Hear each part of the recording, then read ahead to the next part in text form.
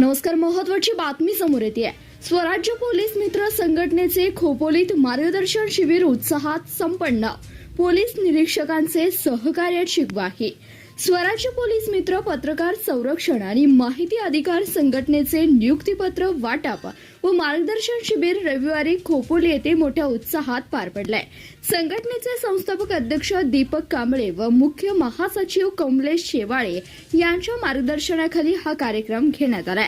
या शिबिराला खोपोली पोलीस ठाण्याचे पोलीस निरीक्षक सचिन हिरे व नगराध्यक्ष कुलदीप शेंडे प्रमुख पाहुणे म्हणून उपस्थित होते.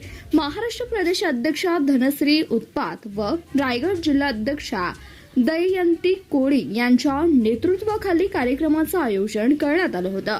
पोलीस निरीक्षक सचिन हिरे यांनी मार्गदर्शन करताना सांगितलं की रायगड जिल्हा आपत्ती प्रवण क्षेत्रात येतो. अशा वेळी पोलीस मित्रांचं सहकार्य मोलाचं ठरतं.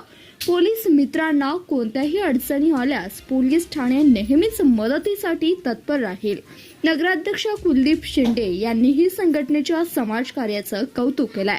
संस्थापक अध्यक्ष दीपक कांबळे, मुख्य महासचिव कमलेश शेवाळे व कोकण विभाग अध्यक्ष रवींद्र करंच यांनी संघटनेची ध्येय धोरणे विशद करून नवनियुक्ती पदाधिकाऱ्यांना मार्गदर्शन केलंय. यावेळी पुणे ग्रामीण जिल्हाध्यक्ष संदीप जाधव, मालतेश सर, प्रमोद हिगे, पत्रकार मिलिंद टेमकर, मंतोष मिश्रा आदी मान्यवर उपस्थित होते.